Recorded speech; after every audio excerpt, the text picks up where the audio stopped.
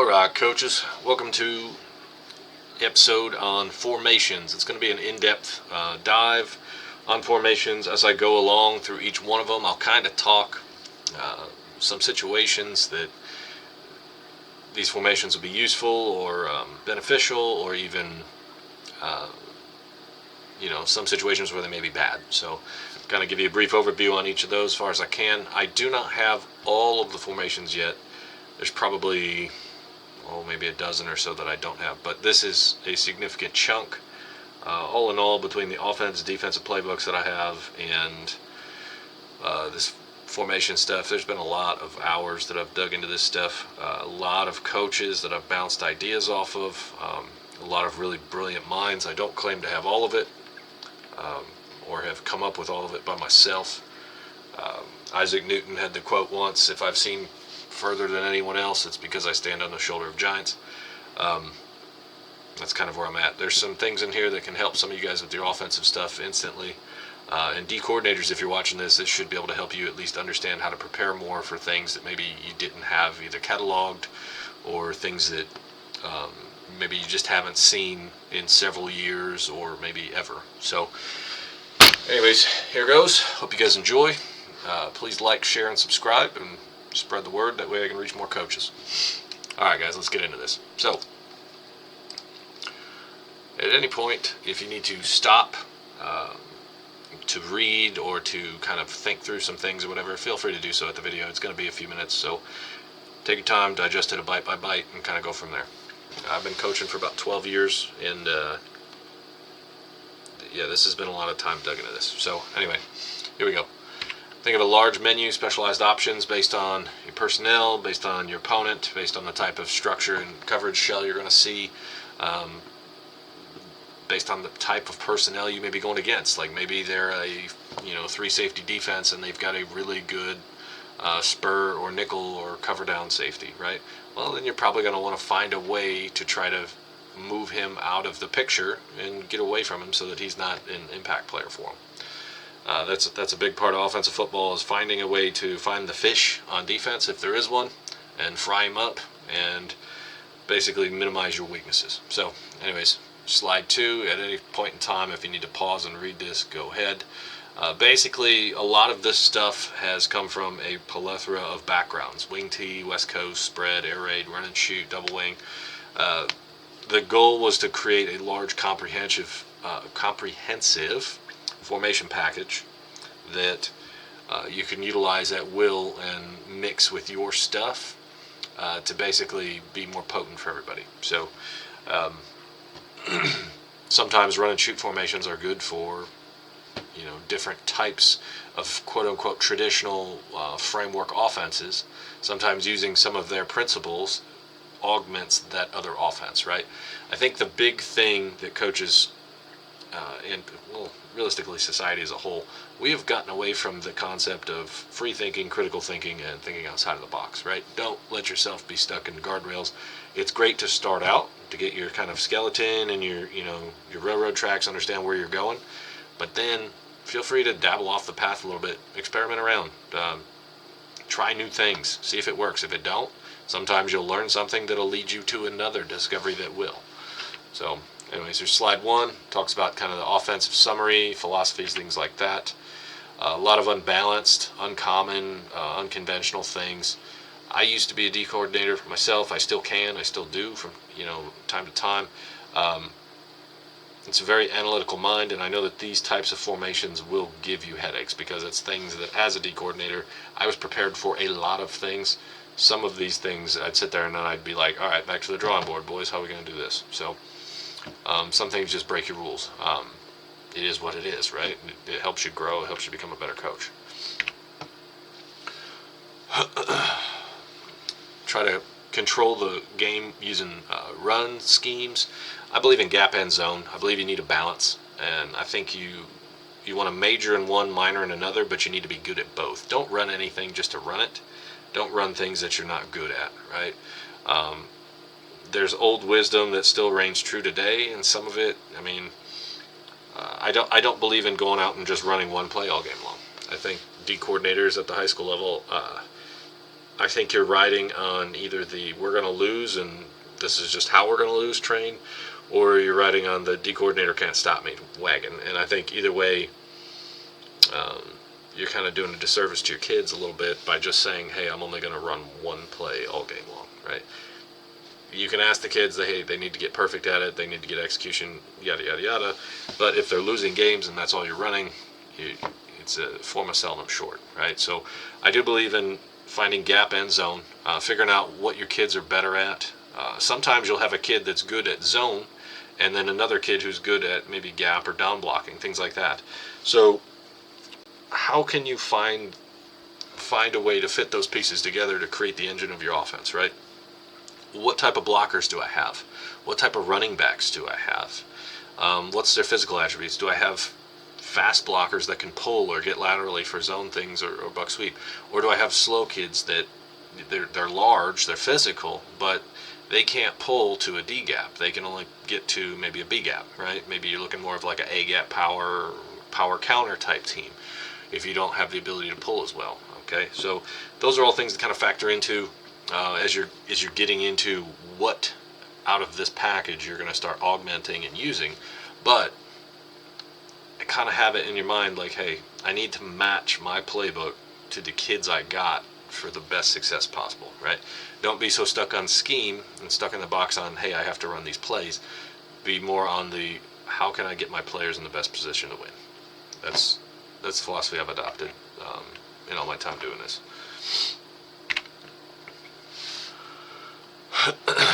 So overall goal of the offense: physical, turnover free, no negative plays, points per possession offense.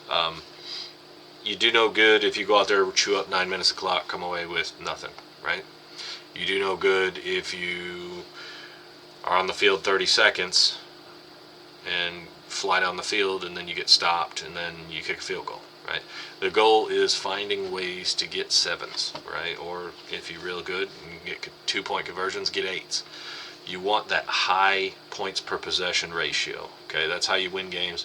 And then on the opposite side of the ball, when you're playing defense, the way you win games on defense is you stop the offense from having points per possession. You find takeaways, you find 3 and outs, you find ways to keep them from kicking field goals, make them have those drives come up with no points or as little points as possible, right? The ratio between your team and their team having points per possession on offense is one of the analytical factors in what determines one, your victory percentage, but also like you start looking at all these new modern things where they start talking about sports betting and stuff like that. They factor in all of these analytical things, right? So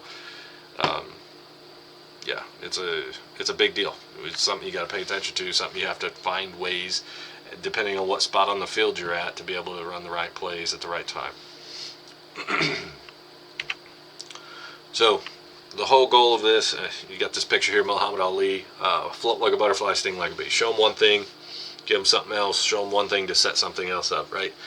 Lots of formations, lots of things to throw at them, force them to kind of look at the broad picture like that, but then be able to find your spot where you're going to be surgical, right?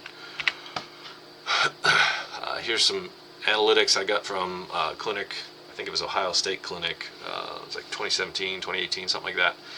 They had Dane Holgerson come in from back when he was with West Virginia University. He had a great presentation on statistics that measure victory probability, right? One of them he talked about yards per play margin, critical down margin, points per possession margin, and basically what he's talking about, yards per play margin is when you have plus one or more yards per play than your opponent on offense. So if you both run 50 plays and your net average yards gained per play is 1.0 or more yards, your chance of victory is 80%, at least over his study.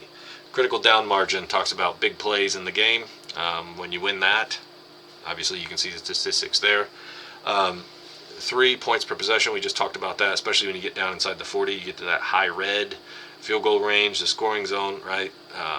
When you're 1.5 points or more over that, they were 15-0, right? And that was over a 3-season study.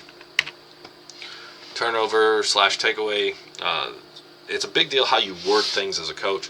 I think turnover is what you do on offense, where you give the ball away, you turned it over to the defense. Takeaway is what you're doing on defense, you're taking the ball from them.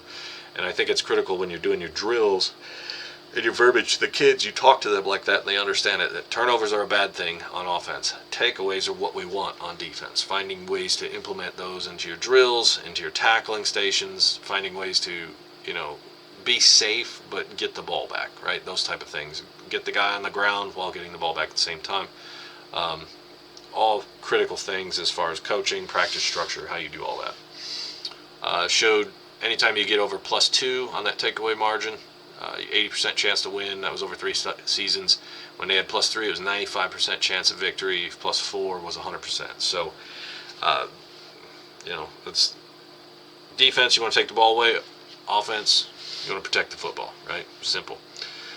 Field position margin. This one's big. I got a chart here on the next page, but you can see the statistic down there at the bottom. When you're +10 yards average starting field position margin over the opponent, 80% chance of victory. And I'm sure if you guys have ever had a bad game where you've lost and you go look back and you see, man, I felt like we couldn't get on the other side of the 50 all night. We were just buried back in our zone, right?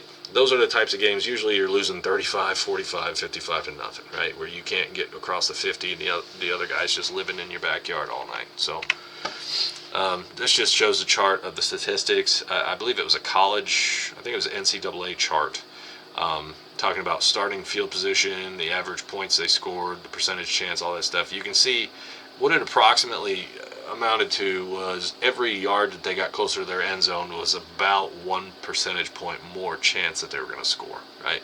So if you're on offense and you turn the ball over on your -20, and their offense only has 20 yards to go to score, you've really handcuffed your defense from trying to prevent points off the board, right? You look at this chart, it's showing a 99% chance of them scoring. So,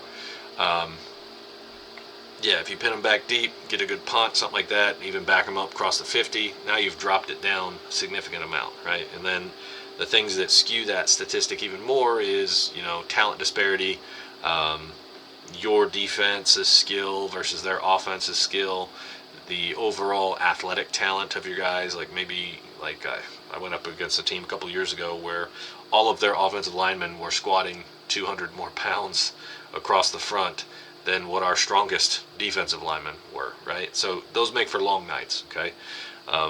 Jimmy's and Joe's sometimes offset all this coaching stuff that we work so hard in the off season for. So, and it makes it easier on you, right? If you're that guy and you've got the offensive line that's just dominant, and you can just sit there and call whatever you want all night. It don't really matter. So, anyway, moving forward. All right, let's get into formations here. So, wing T base, and there's a lot of tags. I try to keep it so that it's right and left word association. Strong side, quick side as far as offensive line goes. I have found in coaching high school ball, and I've coached at various different sizes of schools, right? Even various levels, youth ball, high school ball, middle school football. I've coached at various different levels, and I found that usually you'll have a disparity in talent across your offensive line, right? Maybe some of the big high schools, you might have just 5 bulldozers up there, right? Or, even some of the upper medium-sized schools, you might have that. But anytime you're coaching at a smaller place or smaller venue, a lot of times you might have 1 or 2 big boys or 1 or 2 quote-unquote prototypical linemen, and then you might just have some kids that they're not fast enough to touch the ball otherwise. So then you teach them how to block. So strong side, quick side, I found that helps. It also helps with streamlining your kids' abilities to have to learn certain blocking schemes, right? So if a strong tackle knows that whatever play you call, he has a set of rules, right? And the way that you augment this to get more multiplicity out of it, I got this from there's a guy in, I think it's Pierre, North Dakota, South Dakota, I can't remember. He's up in one of the Dakotas, and the guy's won like 4 or 5 state championships in the last few years. Great dude. Reached right back out to me as soon as I reached out to him. He runs all kinds of, I think his name's Kevin Steele, I think. Anyway, runs all kinds of unbalanced spread. I mean, the guy, the stuff he runs, if you sit there and break down the film of their state championship games, it's pretty crazy stuff. But anyway, he kind of has the same philosophy, and it's like, he runs a lot of unbalanced, and he found that usually they've got one dominant lineman, and then they've got the rest that don't really stand out from the pack, okay? And my point to this is, when you line up like this and you have the right formation, right? What you're seeing here on the picture is just right, okay?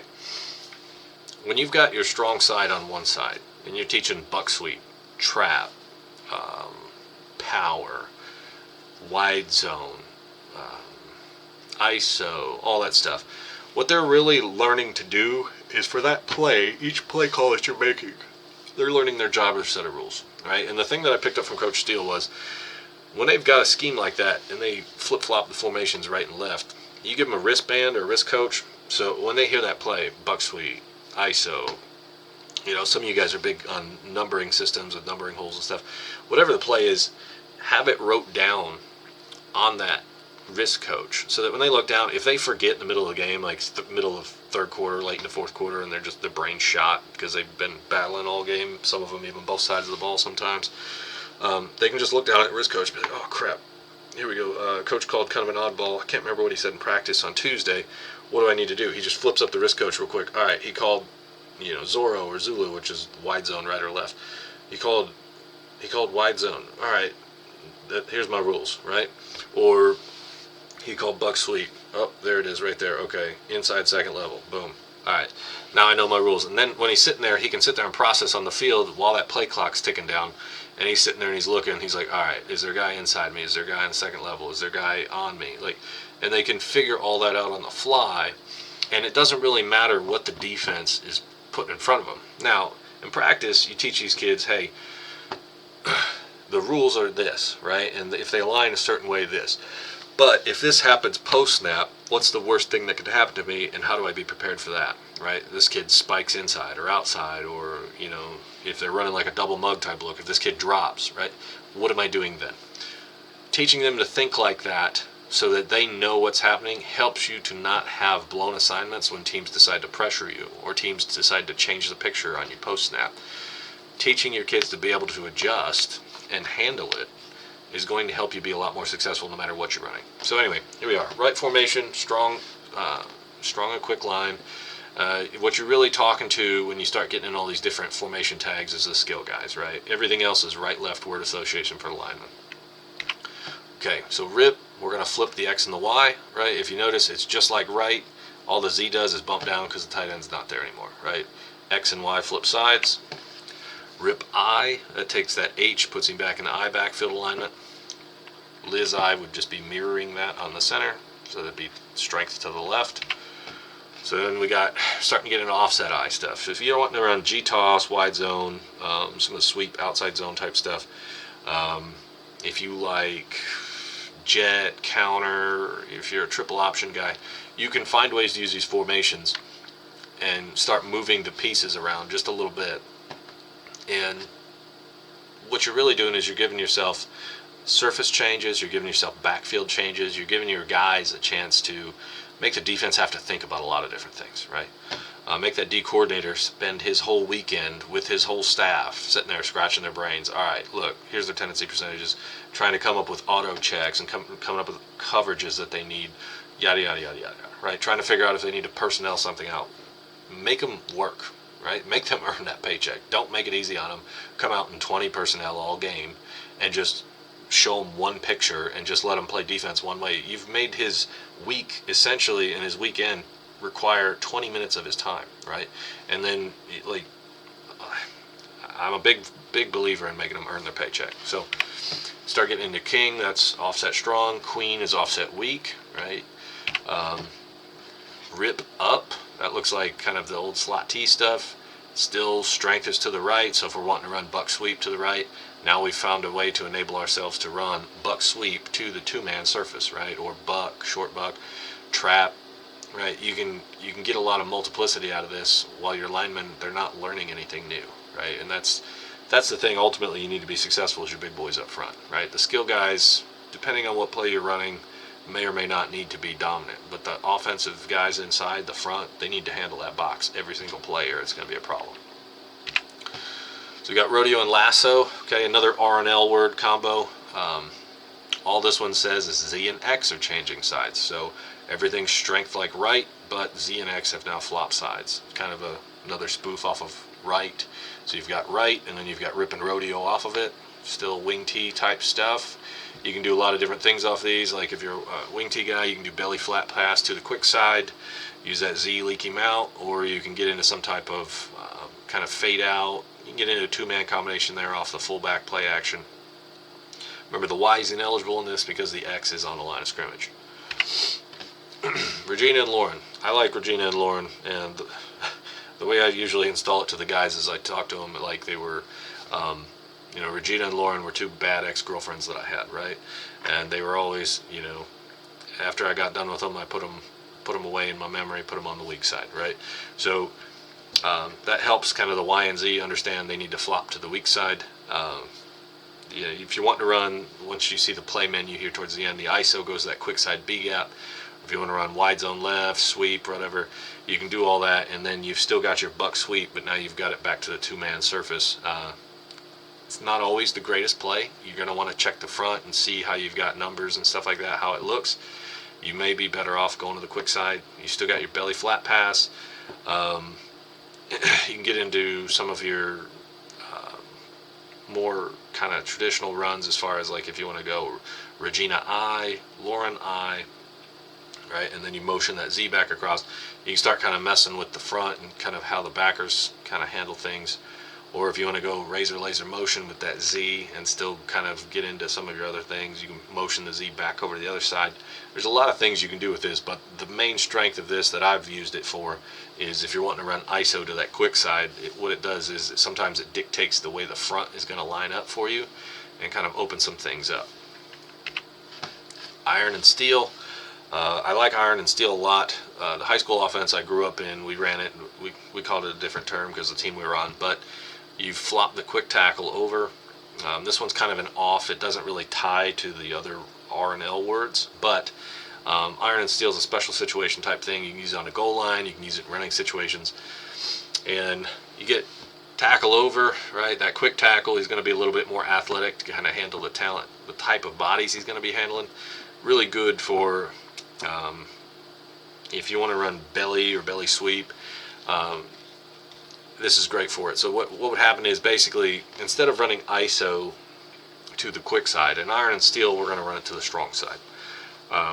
You can kind of talk it up however you want, or if you need to, instead of calling it ISO, call it lead, right? So that they understand that it's going to the quick side B gap. And what you're going to do for, if you want to run like belly sweep off of this, the old wing T guys know what I'm talking about. You're going to ride that fullback on that kind of A to B gap track, strong side. Quarterback's going to turn around, stick it in his belly, ride him hard all the way down, pull it out, and then at the last second put it back in the Z's belly on the end around. Now you can do this a lot of ways. You can pull that strong guard kind of on the G path depending on your rules, or you can basically make it between the strong guard and strong tackle. One of them can pull based on the alignment of the defense. So you get into like a 4-eye situation, maybe it'd be better to pull the guard. If you get in a situation where it's like an under front, maybe it's like a 1 and a 5 there, then you might be better off pulling the strong tackle instead on that kick out path, and then letting the F fly up in there. The whole goal is that F track, like he's running the ISO or the lead play there, is to influence the backers to get suckered up in, influence that safety to start flying up. And then what's going to happen is that Z, he's going to be sitting there, and after the snaps happens, he's going to go on that lateral track like he's getting the jet, basically, right? So that F's going to be rode down into the hole. Quarterback's going to pull out last second, put it back in the Z's belly. Z's going to go end around. Now, what you do at the H, you can do several things with him. You can do the cross buck action, like it's kind of like your standard, F to the right, H back to the left, and kind of make it that misdirection stuff. What we used to do a lot in the high school game is against those 50 fronts, they would shade to the under front on this because of the 3-man surface. So they'd get nose to the strong guard, and you'd get some type of either 4-eye or 5 on the strong tackle, and then you'd get the 9 or quote-unquote 9 technique, I call it a 7, outside of that quick tackle. And what the H would do is he would just loop around and try to log that end. That end's taught to contain. What the Z would be taught is whatever that end does, if he spills off of the quick tackle, fine. We're going to try to log him with the H, and the Z is going to read what the H does with him and run his path off of that. The goal is to get the edge, right? If we can hook that defensive end, they've suckered the linebackers in kind of on the F dive.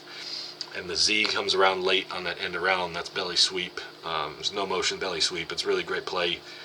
We probably, if we ran for 2,800 yards in a season, we probably got 2,000 of those yards on belly sweep back in the day. So anyway, iron steel, great for special situations. It kind of will get into some of our empty unbalance later on.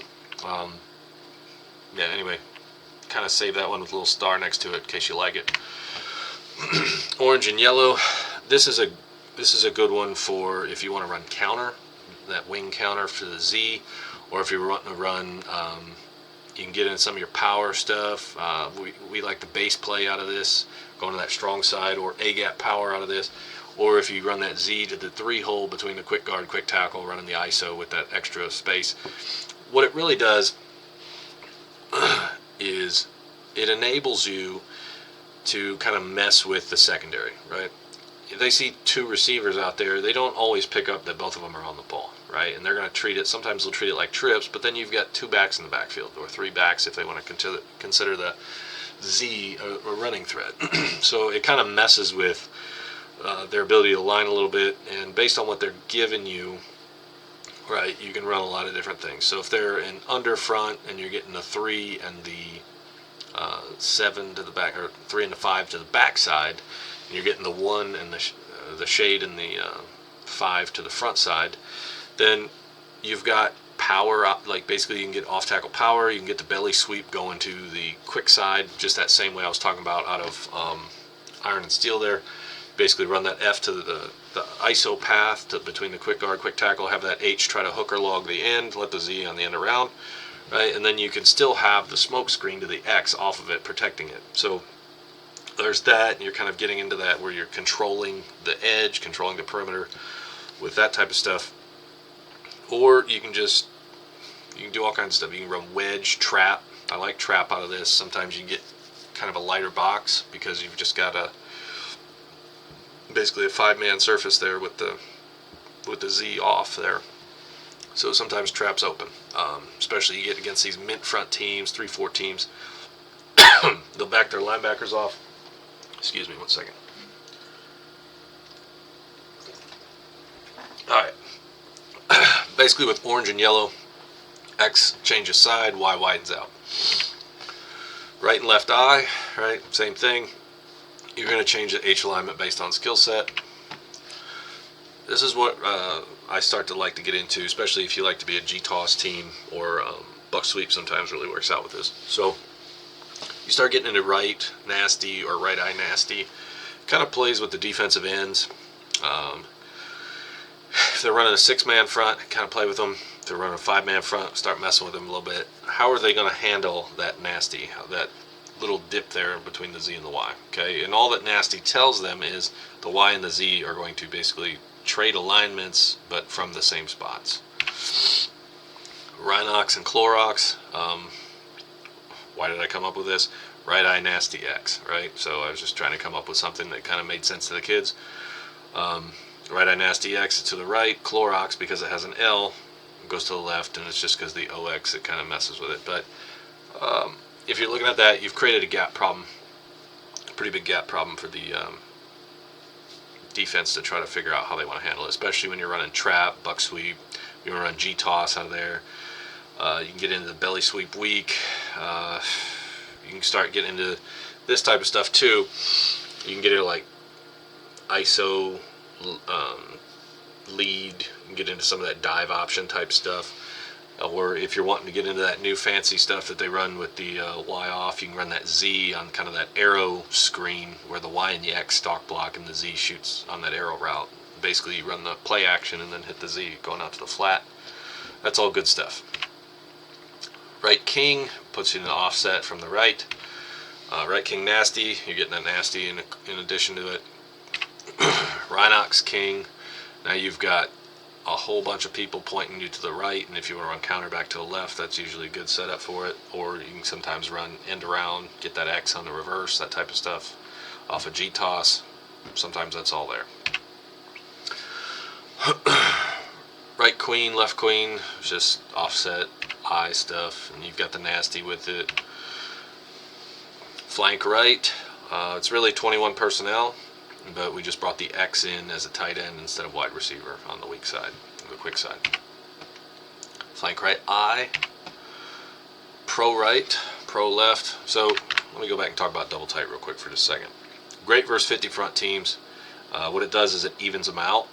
So if you're wanting to try to, if they're a big reduction team or they're a one gap 3-4 defense or something, they like to play under, or they like to play, what do they call it, the over ed front, stuff like that, where they shift the other way. They like to try to make it look like it's a 4-4 or a 4-3. Kind of getting into those eagle type defenses from back in the days of when Paterno was at Penn State and stuff like that. If they start getting into stuff like that where it's like you can't quite figure out how they're going to line up, sometimes getting in a double tight is a good way to make them figure out what they want to do. Because sometimes teams have, double tight two back, they have a check. Once you find out what that check is, then you can figure out, all right, what are they doing? How can I exploit the shell? Are they sending any, determined blitzes? How many guys are they sending? All that stuff. You can get a lot of data just from throwing formations at them. So I'm a big fan of the first 2-3 series. You have your scripted plays, but make sure that you sprinkle in several different formations so that you can get an initial picture. And what I like to do is if you can, check it each quarter to see if they're changing game plans on you. Some D coordinators are like that, where they'll have 2 or 3 checks handy, and they might go, all right, well, the first drive we're going to give them 3-4, cover 6. Second drive we're going to give them, 4-2-5, Ripley's match 3, right?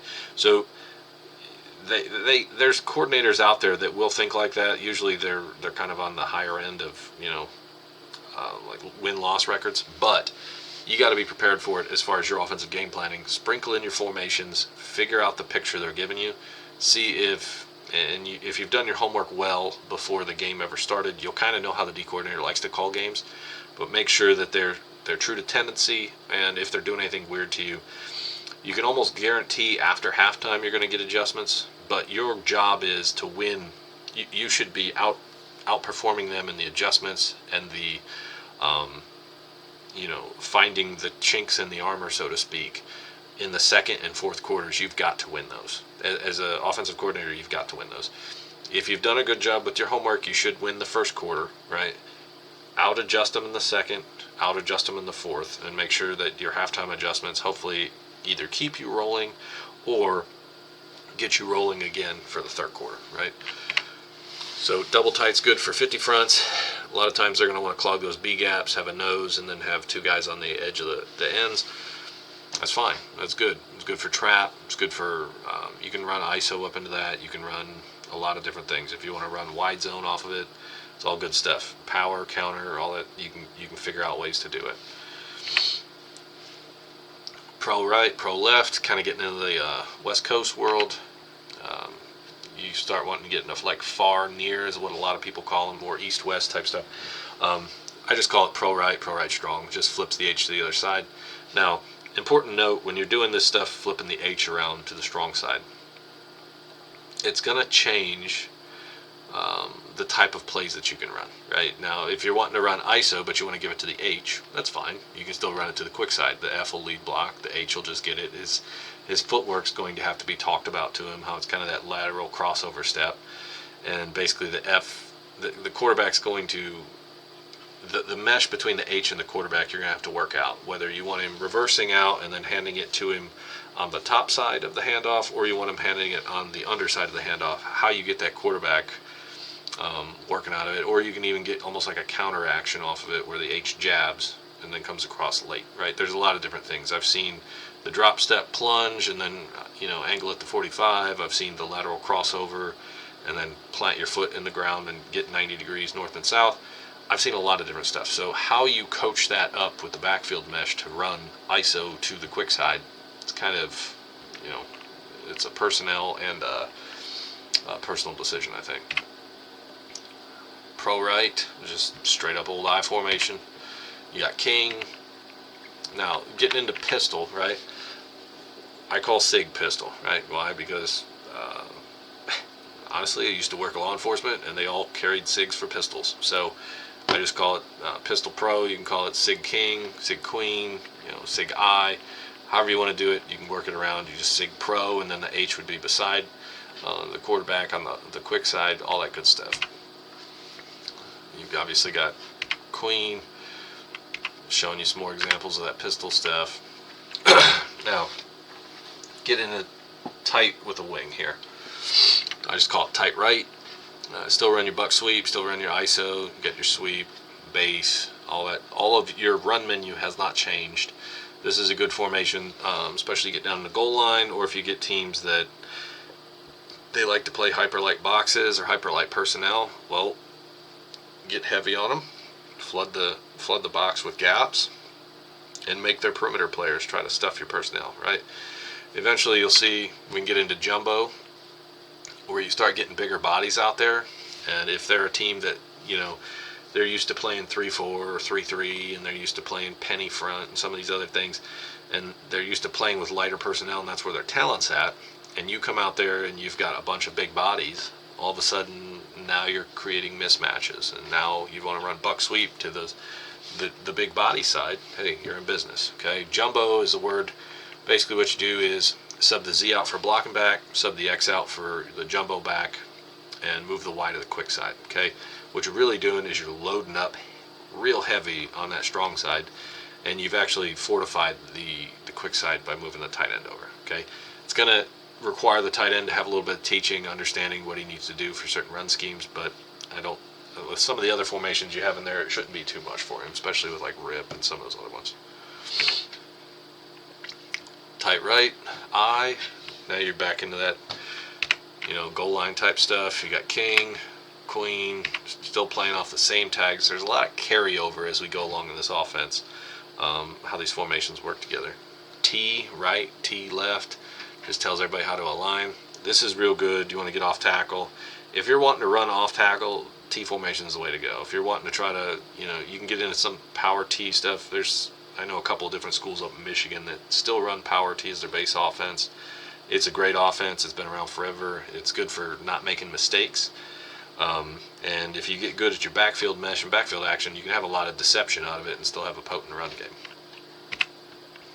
Getting into T gun. So imagine the modern spread wrinkles with zone read, zone triple, veer option, all that type of stuff. And you're doing it from the shotgun, or some of the Q lead read option, power read, all that stuff.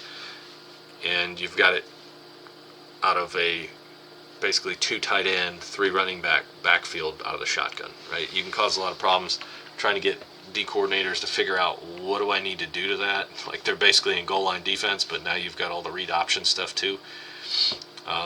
It's going to create problems. Something to factor in though, most of the time when they get in these goal line type defenses, they're either going to try to root hog your line so you can't do nothing, or they're just going to try to really fire off the ball and penetrate and cause you to not be able to do what you're trying to do. So make sure you have a way to handle that when you've got a heavy box that's just trying to flood you with interior pressure or flood you with getting off the ball hard. Find a way to make that useful to you, whether it's like a draw play or a middle screen or a leak screen or something like that, where basically like kind of like a jailbreak or something. Find a way to have the pressure handled out of these formations. Maryland right, Maryland left, that's just stacked I. It's real great, especially if you combine this formation with my bull tag, where you choke everybody down, you're getting into the double wing world, and you can get super power going, where you can pull quick tackle, quick guard, get the quarterback, tossing, leading around, F and Z, leading around, kicking out, all that good stuff. And what you wind up with is 5 lead blockers going to one side.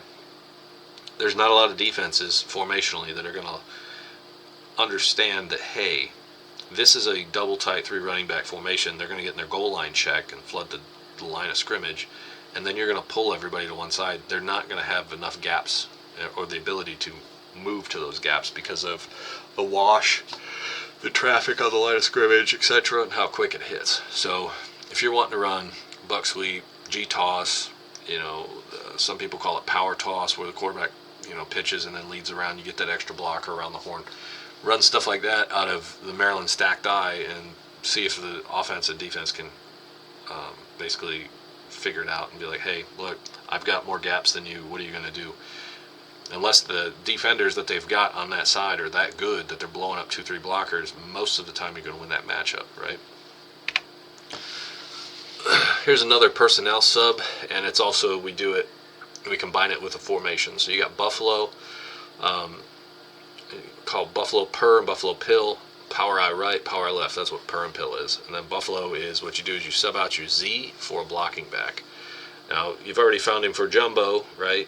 Jumbo was a J back, which is basically your third tackle. And then B can be either like a D tackle or just some kid who's kind of like an in-betweener kid. Maybe he's like a year away from being an offensive lineman, but he's still big enough as a body that you can throw him up into a hole on a linebacker or a safety or a corner or something like that and let him get a piece of action and help him get a letter, and everybody's happy, right? All that good stuff. Overall, with the B-back, you want him to be bigger. You want him to be good at blocking. It's kind of like your second fullback or your larger, thicker guy of the fullbacks. Buffalo gun, Buffalo per gun and pill gun. Same deal, right? You got your read option stuff. You want to get your quarterback, he can just catch it and run. You get on your single wing type, student body type sweeps, all that good stuff. That's all there. Buffalo, Maryland right, Buffalo, Maryland left, right? What you've done now is you've still subbed that Z out and you've got an extra big body in there. I'm trying to remember, there's a team up in Ohio, I think it's Kirkland, right? And they run this type of stuff. That's like a large chunk of their offense is this, where they just line up and just hammer people, get big bodies and don't make mistakes. You got bone, fullback steps up, and the back step back a step, and you've got all your triple option stuff. Green and gold, now you're getting in double wing world. It's like right, it's basically like tight right. All you've done is you move the H to the up position on the quick side. Buffalo green, Buffalo gold. You sub that Z out for a blocking back in case you need to get that presence to the strong side a little stronger. If you're really wanting to beef it up, now you go to jumbo green, jumbo gold. Obviously the R's and the L's are all still there, green to the right, gold to the left. If you're wanting to tighten down splits, for getting into the power pulls and things like that. So I'm gonna talk real quick about something. So when you're in the double wing world, as a D coordinator, I look at it, what are their splits? If they've got 6-inch or less splits, I'm thinking super power, I'm thinking super counter, I'm thinking all the pulling and all that stuff, the misdirection things off tackle. If they've got that's the tight splits, right? The bull type, you're getting into cattle, minotaur, all that stuff where you've got reduced splits, okay? If they're in traditional splits or 2 or 3 foot splits and they're like a triple option team and they're in double wing, or they're trying to run like zone with the jet motion, the wide zone stuff that's out now, that causes, I think, more problems nowadays than it has in the past, because what happens is it hits so fast and it's so physical that you get these horizontal creases between the D line and where the linebackers should be fitting. So, and what I'm trying to explain is, right, let's say it's a 4-man front. They've got the A gaps and the C gaps clogged with linemen, okay? The linebacker is supposed to fit in the B gap. Well, if he doesn't get there quite in time and you displace the end horizontally or even diagonally with the wide zone play, now you've taken where they've had that triangle there and you've moved this piece and you've created a diagonal crease, right? Something to think about for you guys, how you line up, how you prepare for double wing. Is it regular splits or is it reduced splits? Because that's going to tell you a lot about what they're trying to run and do and how you need to treat it. So jumbo green bull, right? The difference is the reduced splits. It's good for pulling and doing other things, getting linemen around the horn and getting the defensive box sucked up in the trash. Now if they play wide on you when you get tight, that's great. Now you've got wedge and you've got dive right up the gut. They're going to have to stop. And once they finally do adjust to it, now you get back into your superpower, your off-tackle stuff, and your counters. All right. Here is where the offense starts making its money, and here's where it meets the spread and the modern things. All that stuff we talked about before, a lot of that stuff was more like pro, some of the heavier backfield stuff, goal line type things.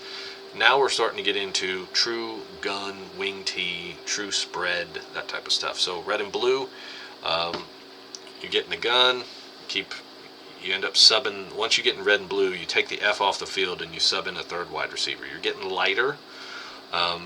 You still got, if you look at this, this is basically shotgun wing T. Traditional old red-blue formations, but we're in the shotgun. You've got everything that you can do, plus now the read options from it. Red twins, that just moves the 3 out to the slot position. Still, you got your bubble, your buck sweep, all your wing T runs to the right, all of your RPO stuff to the left. All good things. Red wide, that moves the Z out to a flanker position. The big difference is going from red twins or red to red wide is you can't call when you go to run your buck play or your buck sweep play, it changes what play you have to run, right? Buck is in red wide because you've only got a 3-man surface. You get into the twins, now you've got that slot there for the down blocks. Now you can call buck sweep and everybody washes it all down, right? It changes what that defensive end playing on the edge of the Y has to do, right? Is he going to try to spill and spill the puller, or is he going to try to hold contained and now he's got a Z blocking down on him? All things that start to play in. Red tripes, blue tripes. You've got trips to the Y side, that's why it's called tripes. It's good for adding an extra gap in, widening a defender out. So if they're a nickel defense, they push that overhang defender out over the 3. Now you can run buck or trap up inside. You've got a little bit more running lanes. Red trips, you think about it, most defenses, they're going to have a trips check. They're either going to roll 3 cloud, they're going to play some type of special coverage, or banjo, or stubby, or they got all these different, there's so many trips checks now. They're going to be focused on those trips, especially if you have a good 3-man passing combination game, RPO, all that good stuff out there. So now what you've got is you've got your buck back to the other side, or your wide zone back to the other side. Okay, so what you've really done is you've kind of got them rocking this way, and then you have an opportunity to run back to that single side. Good formation. Okay, we go to trips, go trio. All that does is that moves the X into the middle position. You're starting a personnel, now you're getting the X on the spur instead of on the corner, right? Unless they're playing man-to-man coverage, and that'll be an indicator for you. Same thing, get into Trey, move him in one more. If you can get your best receiver, and now he's matched up on a linebacker, maybe they're trying to run a Tampa 2 or some type of man-to-man coverage. You get your X on man-to-man coverage with the linebacker. I like that matchup. I'll take that. Red under, blue under. This is good buck sweep formation. It's also good if you're wanting to run counter. You get the 3x1 to the strong side. They do their trip check or their adjustment, their spin down, whatever they're doing, or they bump the front over to handle it. Now you've got the Z counter. You've got some of those other things back the other way.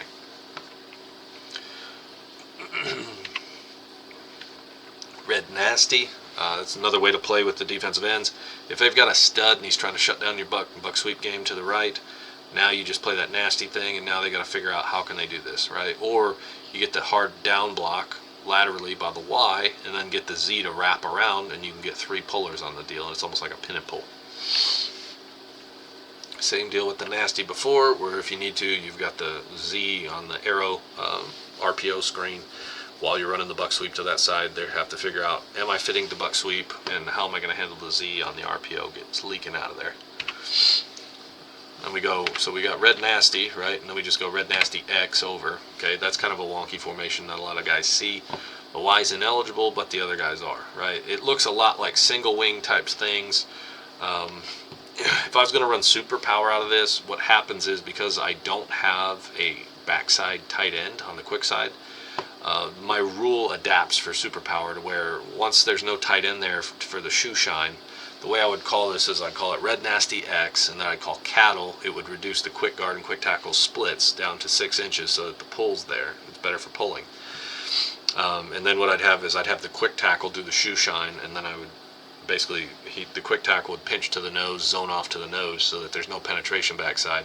Have the quick guard wrap around, and then the H, he's basically the carry back. And then what you can do is you have the quarterback fake like he's zone reading back there to try to slow down the backside end, backside corner, whatever it is, from just flying back and chasing it down from behind. So that's how I would run those types of plays out of these formations. Like if you're wanting to get into that double wing shotgun world stuff, you basically have it that way. Okay, Red Patriot. What you do, it's like under, but you just squeeze the 3 down. Now you've got 6 gaps to the strong side. Great buck sweep formation. You get all them down blocks, wash, wash, wash, wash, wash. Even if they've got an absolute stud over there, a War Daddy playing over top of that Y, you get the Z and the 3 hammering down on him. That's a lot of traffic for the linebackers to have to scrape over. You get those guards hooked around the horn. Now you've got a guard on a corner, another guard leading up on probably a safety, and the halfback, probably making a move on a secondary defender 6-7 yards downfield. There's only a couple teams in the area I've seen use this formation, and they've had a lot of success running buck sweep out of it. Great for wide zone, split zone. You can get into some of your shallow mesh, some of that type of stuff out of this. A little bit tricky. Main thing is you want to make sure that if you're going to try to pass out of this formation, that your cluster or your bunch, your Y bunch to the right there, you want to make sure that they get clean releases, right? You don't want them to just all snap down and just jam them. That's not good for the passing game. You've got your X isolated on the backside. You're all in the good spread world principles. This I picked up from the 2019 LSU offense. They did this a lot, where they flexed, I think it was Thaddeus Moss was the tight end. They flexed him out, and then they had their 2 slots matched up on either Spurs or linebackers that way. But basically you go Red Patriot, and then you hit, say, flex.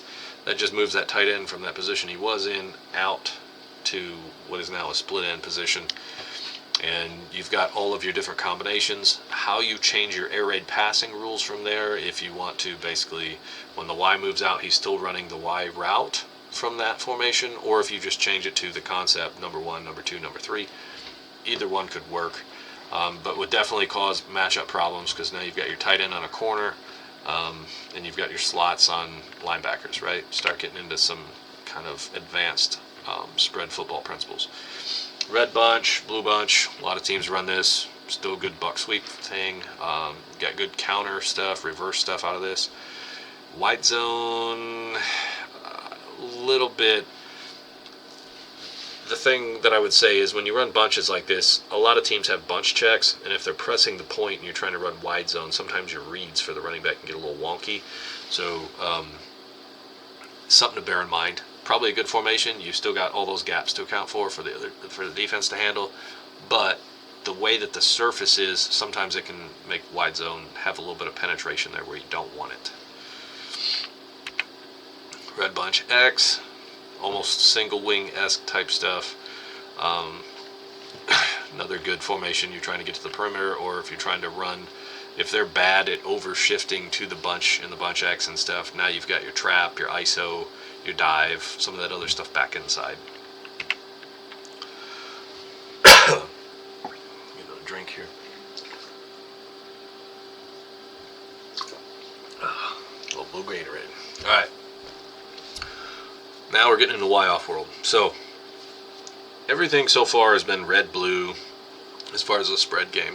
Okay, we haven't gotten into the Y-off world. Now, what does Y-off do that if my traditional formation for this would be red and the Y would be on, the Z would be off.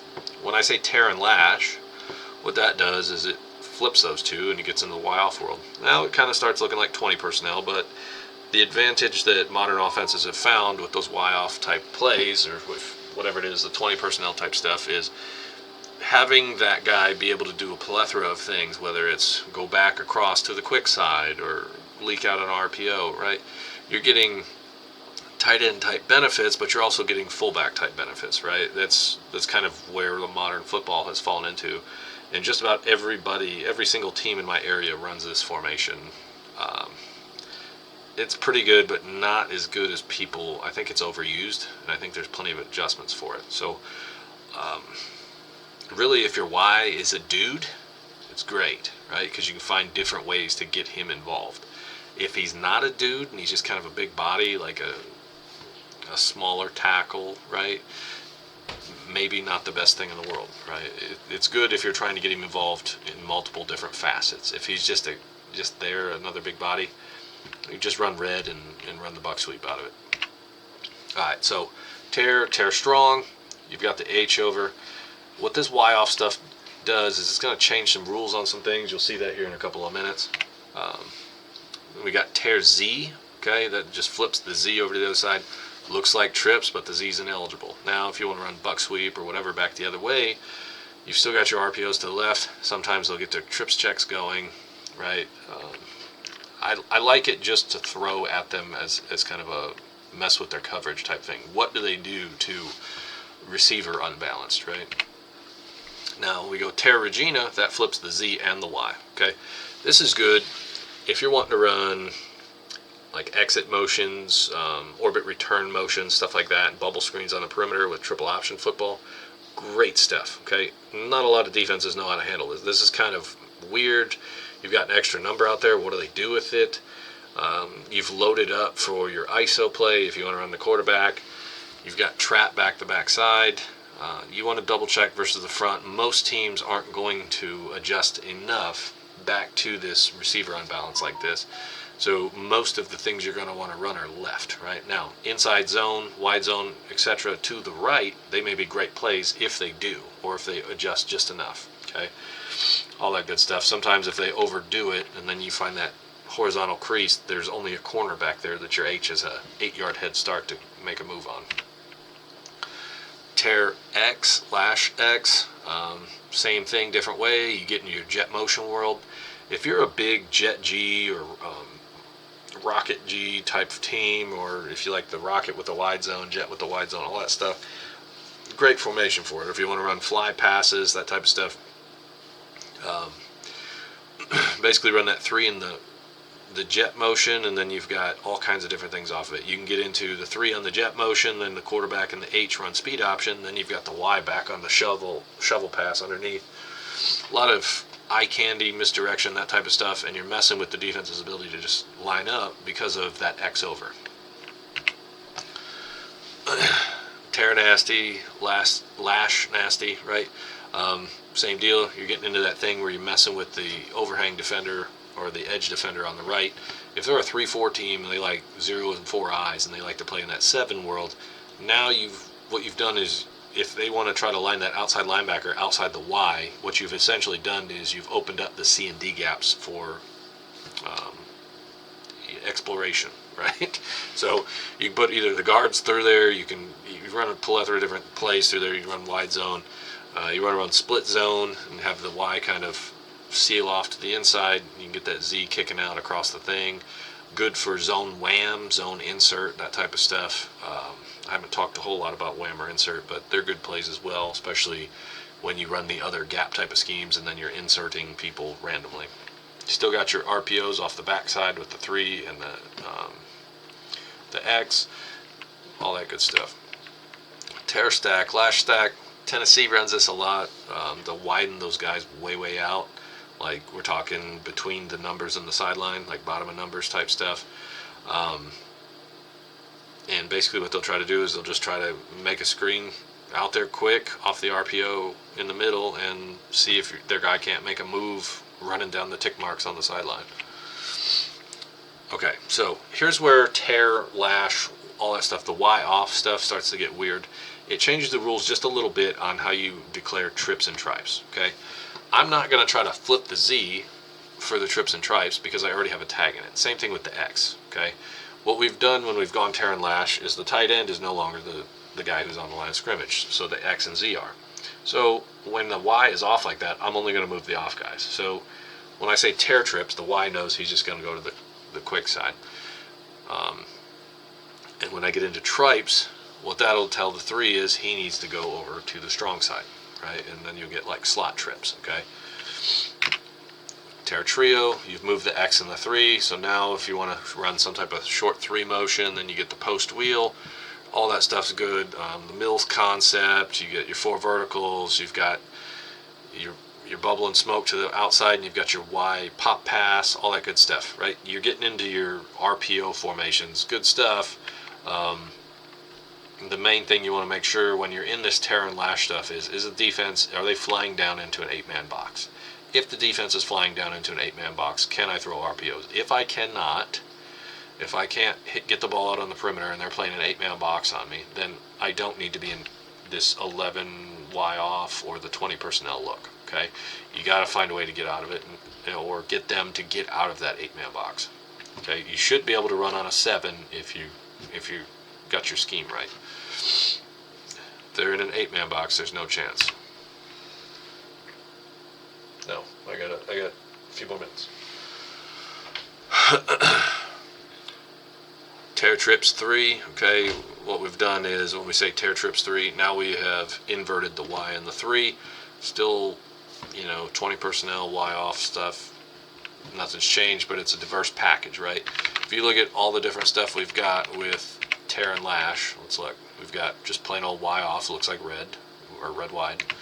And we've got moving the back strong, moving the Z over, messing with them. We've got Regina and Lauren. We've got X over. You've got nasty. You've got stack, trips, trio, trips 3. Now we've got tripes. That's a lot of different formations for the D coordinator. They have to catalog all of them, and then they're going to look at the tendencies for all of them, right? But for you, what's changed in the box, right? The Y's moving around a little bit, and your skill guys on the edge are moving around a bit, right? But if you look at the H, Q, and all of your linemen, not much has changed. Okay? Alright, now, new world, okay? And there's a Y off world to this one too. Brown and black, alright? It's like red wide. All you do is move the X into double tight. Now, great for 50 fronts, great for 3-man fronts. If they want to run that 3 high safety deal, even if they want to be a 4-2-5 team, unless they're going to get in the double 3 techniques, right? They get in that split 6 front, which you have dive and wedge to exploit that. But unless they're going to get into double 3 techniques, or like basically umbrella defense, right? Where you've got the 4-3 and the outside linebackers are overhangs, or they're going to get down into like a 5-3. They're going to have to figure out how they want to decide to defend this, because it looks like 12 personnel. Causes a lot of problems, like the 4-2-5 teams that like to run the spur, and they like to have their read and away side. What you've done is you've basically balanced up the formation and figured out where do they want to put the spur, how do they want to play their coverage. If they're wanting to play the read side to where the X and the 3 are, great. Now you've enabled the Y and the Z on the away side, and you've basically got them zeroed out, because in the 6-man box, the linebacker is going to be over the guard and tackle. So if you want to run some type of 2-man concept, like curl flat, fade out, some of your different, you maybe get into, like a China combination where you've got a hitch, like the smash, where you've got the hitch in the corner. You can get into where the Z short motions in and then runs the burst corner, and then the Y runs the flat. You can get the post and the arrow, all that type of stuff. There's all those different combinations where you run the short Z motion post wheel with the Y. That now you've basically told the 4-2-5 teams where they like to run the cover down safety, how are you going to handle that? Okay, they have to figure out what they're going to do, and then wherever the spur is, just make them roll, right? Still got your buck, still got your ISO, your dive, your wedge. All of your run menu stuff is there, but you've messed with their ability to reduce down, especially if they're a 3-4 team and they want to underfront. Say you're playing red wide and they want to play underfront and take away your buck and all that stuff, or try to take away your buck. When you go brown and black, what you do is you force them out of being able to play a 1 technique, at least as consistently or as effectively, and you basically made them even up, right? A lot of times they're going to want to run 0s, 4 eyes, and 7s, or most people call them 9s. That's what they're going to want to run. If they want to try to play a shade opposite the back, right, because they know you're a wing T base, if they want to try to play a shade and a 4 eye and then the 9, okay, that's fine. We can still work with that. You've probably got a 3 and a 7 backside, or a 3 and a 9 backside. So how are we going to handle a 3 and a 9? Well, you just basically run quarterback belly. Okay, quick tackle blocks down on a 3 technique. X blocks down up to the linebacker. Quick guard pulls, kicks out. H leads up in underneath the quick guard. Or if they're going to spill the quick guard, the H just wraps around the quick guard, and the quarterback's off and running in space. Now you've still got your 2 flankers out there for access throws, RPOs, choice routes, whatever, to control the shell, right? When you're in this look, a lot of teams are going to stay too high. Not a ton. Some teams, they'll get down into, either Ripley's match or cover 3 or something like that. Some of them get down into 1 high, and that's fine too. they're playing an 8-man box, and you've got, look, you got 7 linemen, and then you've got your H and your Q. So you've got 9. So it's 8 on 9. Okay, and if you get into the read game or the triple option game, or even if you run in like a veer option with the H back to the quick side and then the X, he runs the arrow. Now you've gotten into the triple option world, and you've outnumbered the box. Okay, so think about the numbers there and how that plays out. Now, Y off out of this 12 personnel look. That's where we had tear and lash. Now we've got shred and mangle. Okay, those are our brown and black Y off words. Okay, shred and mangle, and then you start getting into that world again where you've got brown tripes and you've got shred tripes. Right, you see the difference where the Y off Z goes on. Okay, brown trips, shred trips. Right, now, disclaimer on shred trips and mangle trips. I like it a lot. It's great for if you're trying to get in that RPO world. You want to run that quarterback ISO, quarterback belly to the quick side. Now you've got trips over there. You've got your X at the tight end, which is he's supposed to be kind of one of your better athletes. You've got your Y at the wing. So if you're trying to get the edge, so you want to run Q sweep or Q wide zone or whatever, you've personneled a little bit in there. And also, say you want to run that Q ISO and they've got the B gap closed. Okay. If they've got B gap closed and you're trying to run ISO that side, you run that belly type scheme and then you leak the Y out on the arrow route, and it looks like it's basically wing T belly flat pass. And as the quarterback is starting to move downhill, he's going to see, is that overhang folding in to stop the belly and trying to spill the belly, or is he staying out and trying to cover the Y on the arrow route, right? You're putting that defender in conflict. Is he going to spill and stuff the run, or is he going to stay out and handle that Y? Brown right, black right, that's where we're starting to get into. It looks like 13 personnel. It's really just our right formation, and we've moved our X in, right? Quarterback's in shotgun. All good plays on gaps, brown under, black under. Still good buck sweep stuff. All your base run schemes all there. Still playing, getting in that world where you're evening up 50 front teams and you're still playing trips coverages. Okay. One of the answers I've found, the first things that a lot of teams are going to want to do when you get into this world where you start running 12 personnel, 13 personnel type stuff, they're going to try to get down in an 8-man box and play man coverage on you. Have man beaters built in. Have choice routes built in. Have a way to motion through this to tell if it's man, right? Have things pre-snap to indicate what are they playing. If they're trying to play quarters, they're trying to play cover 2, cover 3, whatever, you're going to be able to run the ball on these guys. All right, got nasty out of brown. Now, getting into empty stuff, okay? There was a lot of thought trying to figure out how to word this correctly. Whether I said it right empty or empty right, okay? I kind of came up with empty right. That way everybody knew, okay, we're in empty, that's personnel, that we're in basically 11 personnel. But when I say empty, that tells the H he's not in the backfield. And he's going to be opposite the call. So if it's empty right, he goes out to the empty. So why do I like this formation? 4-man surface to the right, trips to the left. A lot for the defense to try to handle it. You're stretching them in both ways. You want to run quarterback buck sweep with bubble. You want to run quarterback buck sweep with stick. You want to run quarterback trap with any number of quick screen, RPO, that type of stuff. You're forcing them to honor the trips.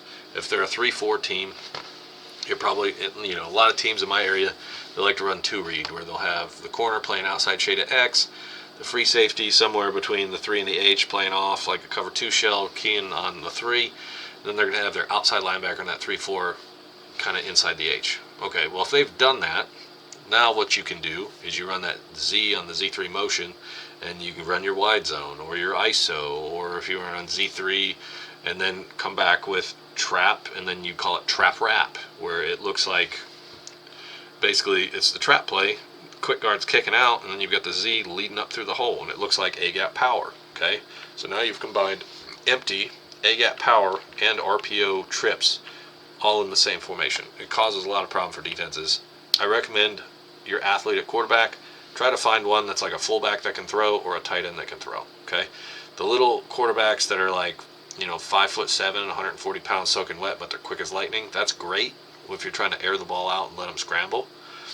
But when you're wanting to get into this, where it's lethal out of the empty and the quads run game, you need a thicker body who can hammer them and be physical, like a fullback or like a tight end, but still has the quicks and a little bit of throwing skills, right? I think those are the hardest offenses in high school to handle, when you've got a prototypical quarterback that can run the ball and throw, and he's durable, right? Okay. So you got empty right. There's a lot of things you can do out of this formation. Empty right under, same deal. A lot of things you can do out of this formation. And what you're really doing is you're playing games with where you want the H, how's he matching up? Is he, like, you look, you've got trips to one side, twins to the other. How are they going to cover it? Are they going to play 3 safety defense? Are they going to play nickel defense? If they do, they're probably going to put the spur to the Z side. Okay? And if they don't, they're going to have to, if they put the spur to the H side, then they're going to have to bump the front towards the wing and tight end side. Okay?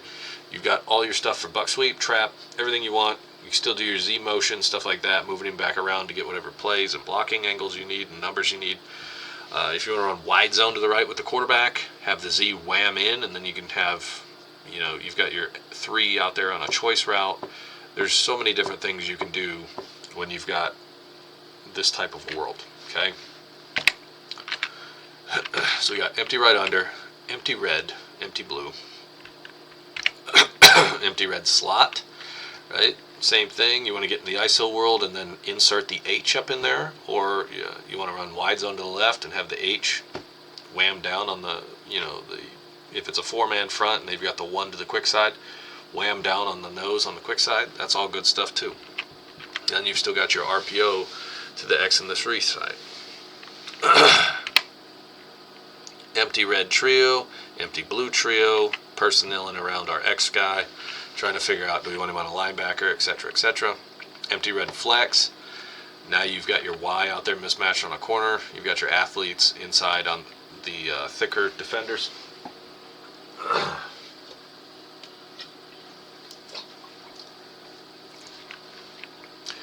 Iron empty, steel empty. Okay, so good stuff, right? You've got your orbit motions, jet motions, you've got all your zone stuff. If you want to get into your buck world, it's all there.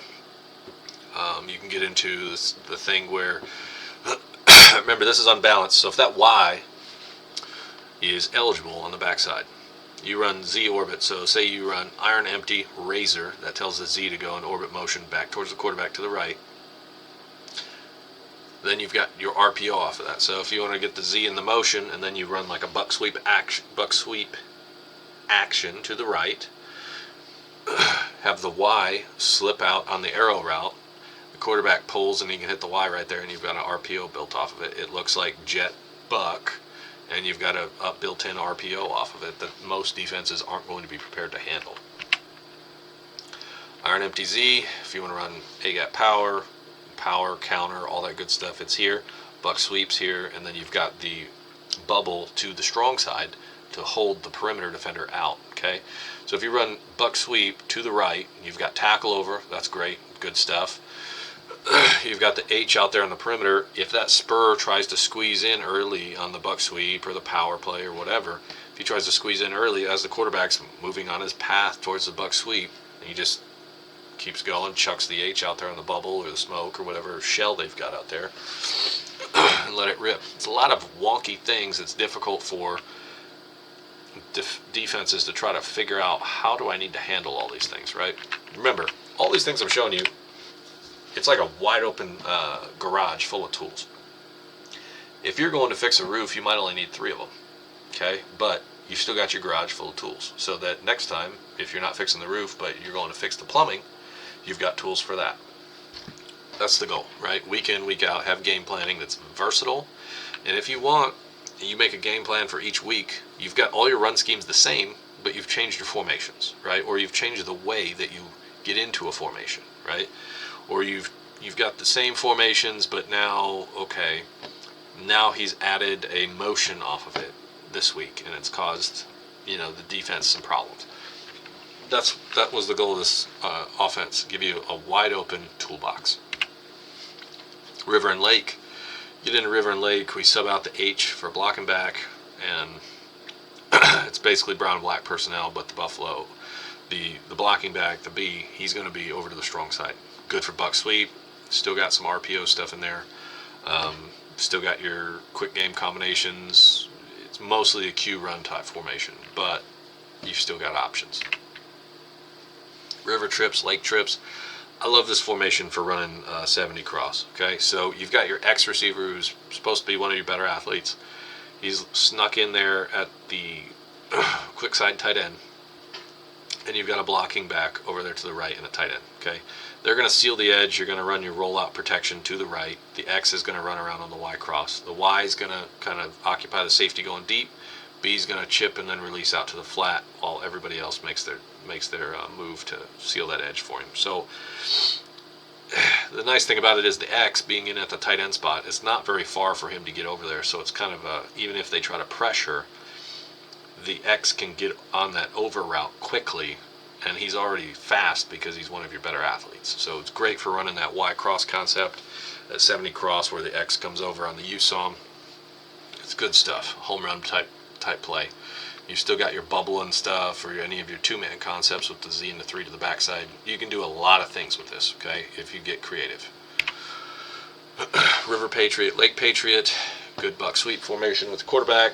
You still got your X to hold them on the backside with the leak screen, or I've heard some people, they call it like a laser screen. I don't use the term because laser and razor is my motions, but basically where that end man on the line of scrimmage or the end man on the tackle, that 3 would run about 2-3 steps back in and then jailbreak back in, and then the quick side of the line would release on the screen. The quarterback's running like he's running the RPO to the right, and then throws it back on the throwback screen left. Sometimes you get a little bit of extra numbers on their away side of their passing secondary, right? So sometimes that's a good thing.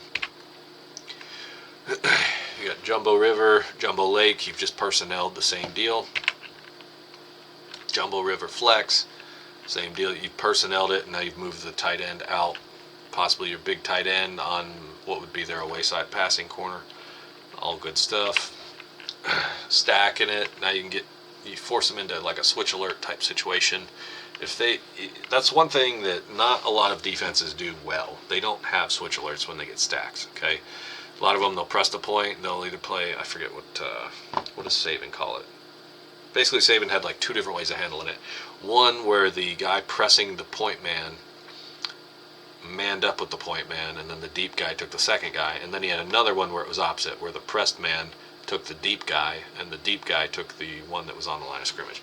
Basically what they're doing is they're playing man coverage and variations of it. And if you notice, everything's crossover, carryover, so you've got River, but you've got Jumbo and Flex, these tags built in. Jumbo River Patriot, Jumbo River Patriot. Now we're getting into some line tags heavy. Now look at all the gaps we've created to the right side. If we want to run quarterback buck, and we've still got a choice route with the 3 or whatever to the backside, we've got A gap, B gap, C gap, D gap, E gap, F gap, G gap. So 1, 2, 3, 4, 5, 6. You got 7 gaps on the right side. That's kind of hard for a defense to figure out how they want to fit it. Most of the time they're going to bump their front, and they may even have to bump the secondary over to adjust to it.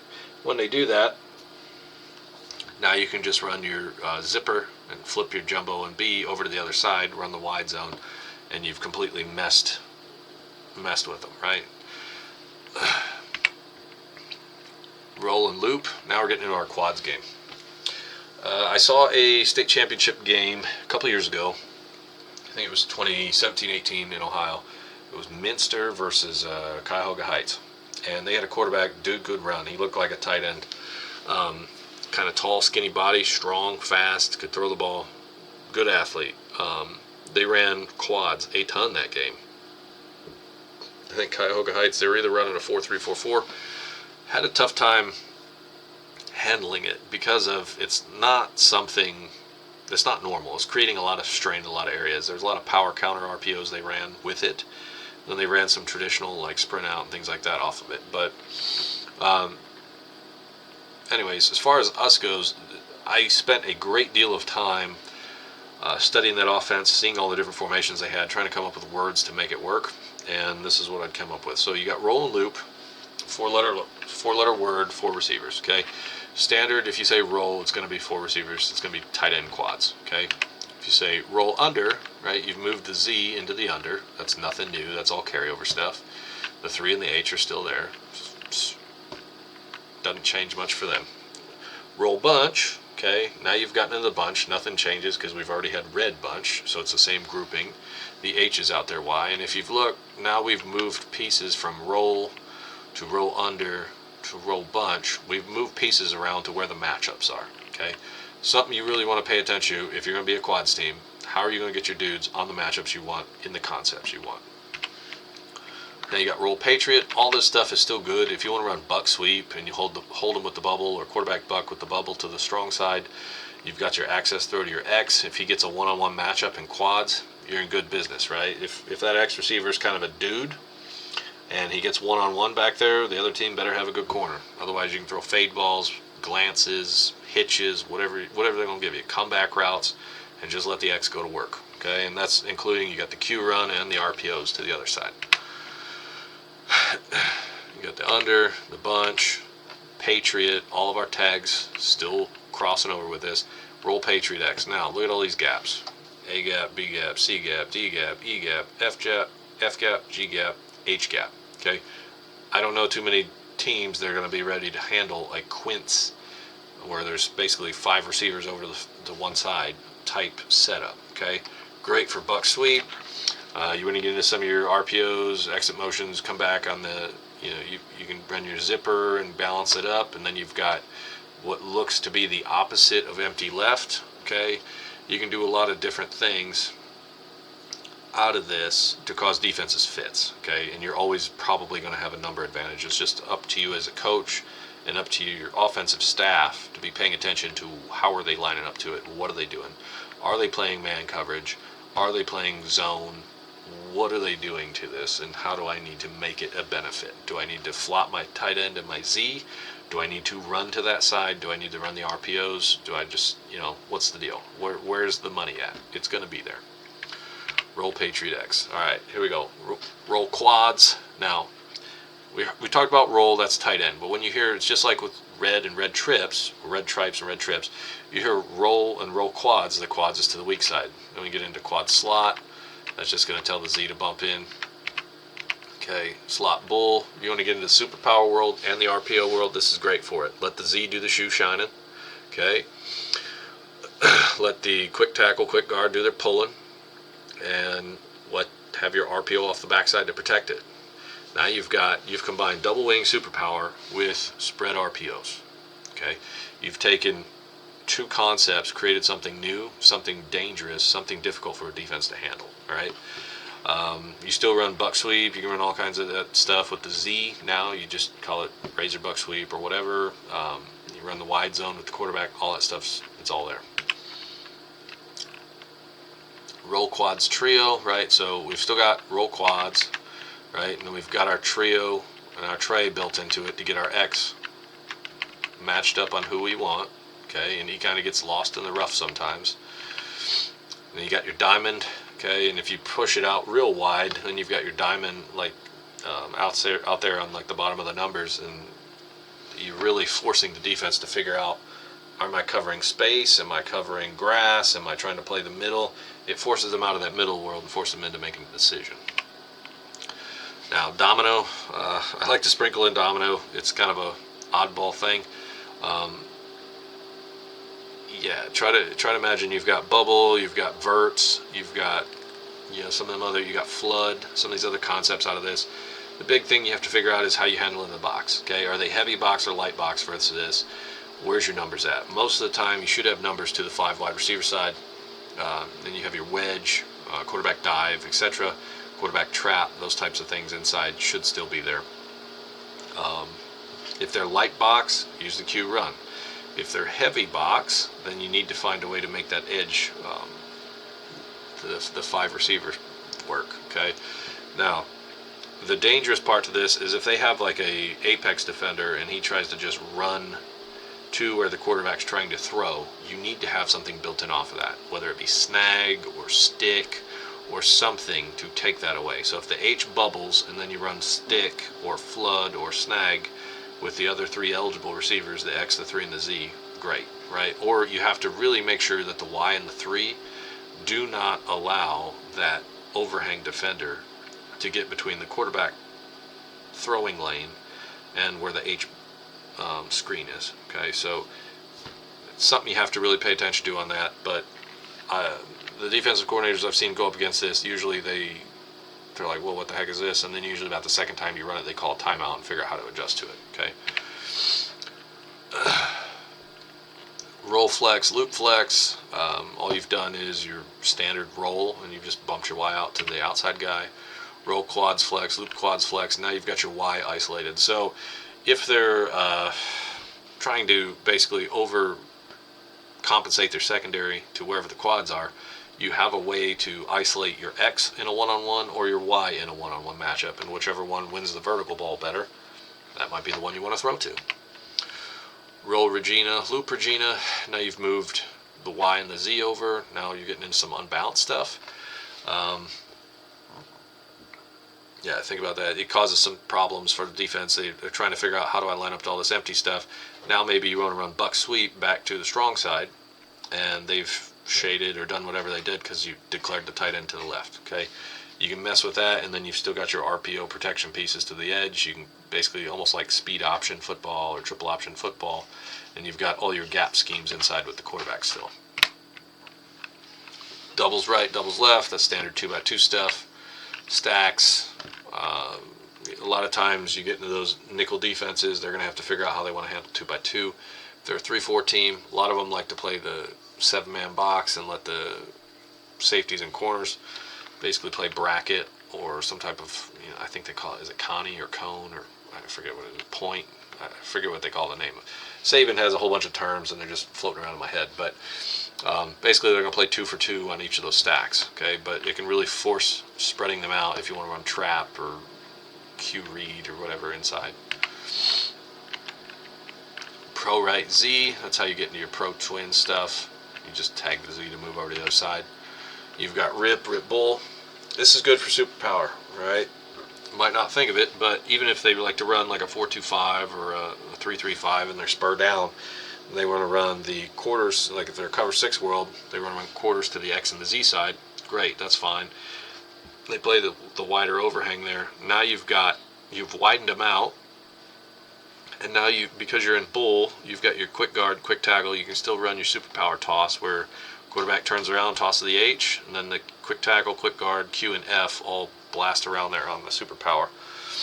If you want to get real creative with it, just call Buffalo, basically rip bull Buffalo, and you take the Z out of the game, put the blocking back in there, and now you're running double wing type principles out of what looks to be 22 personnel set. Right Z, left Z, that just flops the Z to the other side out of that wing T world. Right X, left X, standard old wing T stuff, X over. The things with the X, anytime you tag that X over and you're running wing T stuff, what it does is it forces the corner and possibly even the safety to have to honor it. Like if that X is a dude and they want to try to double him or bracket him, what you've really done is you've softened up that edge a little bit to help run the buck or buck sweep or whatever you're trying to get on that edge. Pro right X, pro left X, another pro formation with X over. You get your power counter, you get your trap running out of this. If you motion that Z back in, sometimes they're going to be like, as a defense, when you're running read side, away side, how you would process this is you're reading as twins to that left side, right? Then you've got the 3-man surface in there, so they're probably going to have to bump the front too. So they do all that stuff, they bump over that 3-man surface. Now you've softened it up. If you motion back inside, now they've got to have a check to handle that. So if you want to run triple option to the backside with the Z coming around, basically like a triple option load with the H on the block, and then you've got the F with the primary read and the Z on the pitch option, you've got all that stuff built in. Okay, or if you just want to run buck sweep, but then have the Z and X basically pull that 2-read style defense or that quarter style defense, have them try to pull that overhang out. Now you've opened up in a C gap or D gap running lane for that. Orange up, yellow up, all good stuff. Jet G's a pain in the butt out of this, trying to handle it. Let's see, I'm trying to think what else. You got, if you run like orange up and then you run Razor and then Z counter, like counter tray look, There's a team in Ohio, Black River. They ran a lot of that, and that was rough because not only you're trying to get your guys to key properly, but then you've got the motion, which is eye candying them, and then you get the counter trade backside. That's tough. If you're a 3-man front, 4-man front, that counter trade is tough. You really got to play kind of an oddball front, or you've just got to have some dudes that can absolutely manhandle what's ahead of them on the off tackle game. They didn't run a ton of dive and stuff inside on this, but that's all there, right? You've still got that inside box. If you want to run dive or wedge or whatever, you can do that. You play around the splits however you need to. Kind of a flex bone set, but when you combine it with wing tee and some of the spread style runs, it causes a lot of problems for defense. Red and blue X, same deal, buck sweep kind of benefit. Now you can play around if you want the 3. Even if you want to run super power, right? You can get that 3 shoe shining. I'd call it Red X cattle super power. Basically, quarterback can hand off to the H, or you run super power follow. The H flashes across, and he's the new guy. And then the quarterback basically shuffles like on power read, then gets up in there behind the quick tackle and quick guard on the tunnel blocking. So all that stuff looks like a wing tee gun formation, but you can start getting into different types of systems of runs, right? You've got all that stuff at your hand and disposal. Red under X, good for buck sweep, good for base, good for trap, good for ISO. Not the greatest passing formation, but you can still tag it in RPO. So if you want to run, like if you wanted to tag in like a flood route with this, right? I call it sail. Basically the X goes vertical, 3 runs the burst corner, Z runs you can call it a pivot or whip or a speed out or whatever. Give the ball on the H and let the H, it's basically like buck, and then he's got the option to throw the flood, right? That's difficult because the defense is trying to figure out how am I going to slam up, stop buck sweep, and now they've got a flood concept going to that side as well, right? That's tough on a secondary. Do they stay back? Do they come up and stop the run? Okay, give the H the option to throw if he can throw a little bit. Flank right Z, flank left Z. Finding ways out of these double tight, like 22 and 23, like 32 and all these heavy personnel, finding ways to run air raid passing out of them, whether it's Y cross, whether it's 4 verts, play action verts, whether it's snag or stick, or finding ways to tie those in and augment those, all the better, right? Out of this, you've got the Z and the X to the same side. You can run smash, you can run snag, you can run all kinds of different stuff out of that play action wise. You've still got all your run game things you can run. You got the sweep play where you just toss to the fullback on the dead toss. The H leads around there. It's kind of almost like a zone stretch, like a zone toss. All that stuff's there. Okay, if you run the Z on a short motion on a crack block, it's even better because then the cornerback has to be good at crack replacing. But not a lot of corners at the high school level are. Some of the upper levels of high school ball will be, but not always. And even then, you've got a fullback coming at a corner with the H lead blocking on him. So he's not only got to crack replace, then he's got to beat the H on the block, and he's got to try to tackle a fullback. Okay, that's tough. That's tough on that corner. Tight right Z. If they like to try to figure out where's the backfield strength, now you've messed with them. How are they gonna run under front opposite the H to stop the buck sweep? Well, if that's the case, they've opened up the belly and the ISO and the lead, like the lead and the sweep back away to the other side, right? So it's good formation for kind of throwing a wrench in their front setup. Tight right bull, you can get into your super power world, all that stuff. Still got your buck sweep, got all that stuff in there.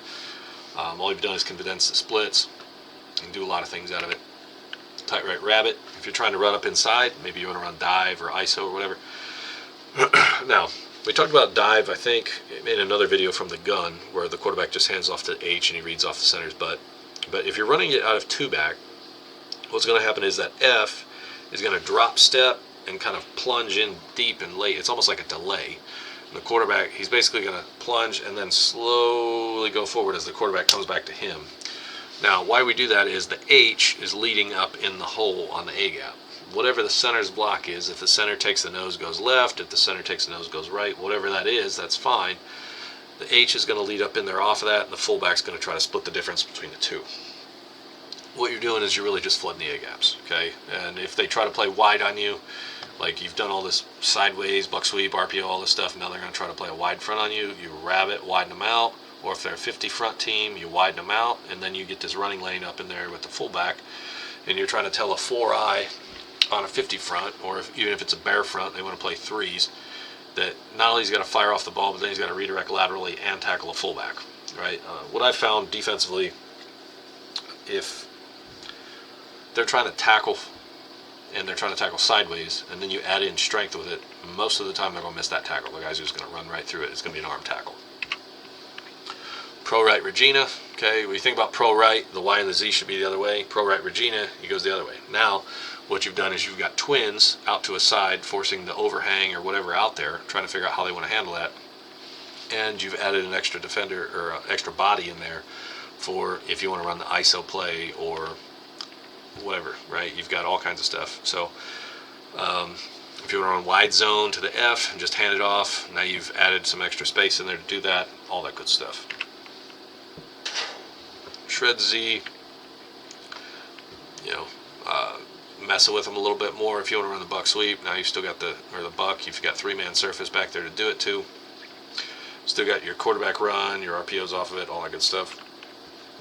The only weakness with this formation is you've taken the Z and covered up the X. Okay, so you've taken your X athlete out of a receiving potential. Red trips Y, blue trips Y. This is good. You've got trips, and then you've still got the 3-man surface. A lot for a defense to try to figure out. You want to run belly, you want to run quarterback ISO, quarterback wide zone, you want to run trap back the other way. You want to run some type of, maybe it's like a, you can run quarterback sweep out of this, and then you've still got the RPO screen to the left. So there's a lot of things where you're messing with defenders' abilities to come down and strike where your quarterback wants to run. And that's ultimately, a lot of these formations, that's what they're there for. They're to open up the run game by protecting them with RPOs and passing and air raid principles. Orange Z, yellow Z, you can run your superpower out of it. And if you ran orange Z bull or orange bull Z, you can word it however you want. Tighten down those splits, get that Z on the shoe shine, have the fullback kick out the edge, toss it to the H, and you've got quarterback, guard, and tackle all leading around the horn. The Y and X have stretched out the defense to the perimeter. All good stuff, right? Good for that. Or if you want to run like an ISO with the Z pop pass or the Z arrow, all that type of stuff, now you're getting into belly flat pass on the backside. Still mess with the defense a little bit. Not as good for the belly flat pass, but good for if you're trying to run superpower, opening it up. Orange heavy Z, yellow heavy Z, just showing some variation right there if you want to load something up. Now, Max and Wax, that moves both of the quick side linemen over to the other side, okay? Starts messing with your rules a little bit. Definitely going to force the front to have to bump.